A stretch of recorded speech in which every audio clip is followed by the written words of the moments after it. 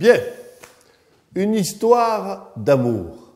Ah, ça ne vous fera pas de mal, à moi non plus d'ailleurs. Il était une fois une femme belle. Ah ben oui, que serait une histoire d'amour sans une belle femme? Belle comment, me direz-vous? J'ai pas les mots, moi, pour ces choses-là. Je n'ai pas le langage glacé de l'université de médecine. Moi, j'ai pas, ou celui plus imagé des foires agricoles, non. Peut-être son sourire. Ah, son sourire. Un miroir à soleil, un éclat de rêve, enfin, bon. Enfin, peu importe, vous l'avez, quoi. Mais si, vous l'avez en vous, cette femme essentielle à faire vibrer le monde. Vous l'avez. Bon, très bien, je la prends. Cette femme, donc, belle et seule. Oui, belle et seule. C'est vrai que dans la vie, souvent, belle et seule, il y a anguille sous roche, je vous vois déjà méfiant. Mais c'est une histoire, vous dis-je, une histoire. Donc, elle est belle et elle est seule. Pas longtemps. Je veux dire, pas longtemps. Quand je vois l'éclat de votre œil, je me dis, elle va pas rester seule longtemps. Oui, ben de toute façon. Parce que voilà qu'apparaît au bout du chemin poudreux un homme. Un homme comme dans les histoires, un gueux, un vagabond, un va-nu-pied. Il s'en vient dans le soleil couchant, une brindille à la bouche, de ce genre d'homme à qui on a envie de coller une paire de claques tant ils sont agaçants, hein, vous savez ce que c'est. Allez, allez, plein de muscles, le regard profond, enfin, on sent qu'il n'est pas là pour rien dans l'histoire. Il apprend vite qu'elle est seule. Il obtient un rendez-vous à coup de SMS. Eh ben oui, les histoires se mettent à jour. Qu'est-ce que vous croyez? Voilà, maintenant c'est ça, c'est le tweet. Des messages d'amour à 140 caractères. Enfin, il a son rendez-vous. Et plongeant ses yeux dans ceux de la belle, il lui dit, est-ce que vous aimeriez goûter à ma spécialité? L'autre est un peu rougissante, il parlait pourtant de gastronomie. Je vais vous faire, dit-il, une galette aux cailloux. C'est ma spécialité, je suis le seul à le faire, et à vous, ça vous coûtera rien. Laissez-moi faire, juste pour voir. Elle accepte. Lui prend un caillou, le met dans un saladier et tourne.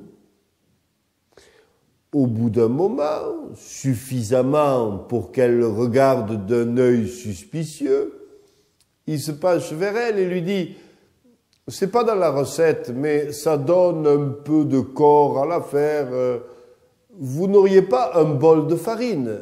Ça vous coûtera rien. » Elle lui a donné le bol de farine pour voir jusqu'où il irait.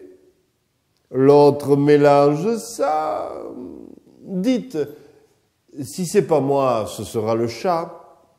Vous auriez pas une pinte de lait? Une pinte de lait, ça vous coûtera rien. Ça donne du liant. Vous voyez, c'est pas vraiment dans la recette, mais elle lui a donné le lait, le miel, les amandes effilées, le sucre, la cannelle, toutes sortes de choses. Elle a donné tout ce qui ne lui coûtait rien et qui n'était pas dans la recette. Et lui a mélangé, et leurs sourires aussi se sont mélangés, je crois. Vous devinez la suite. Une demi-heure au four, une ou deux bolées de cidre, et voilà, la galette est prête, régalons-nous, dit le finaud.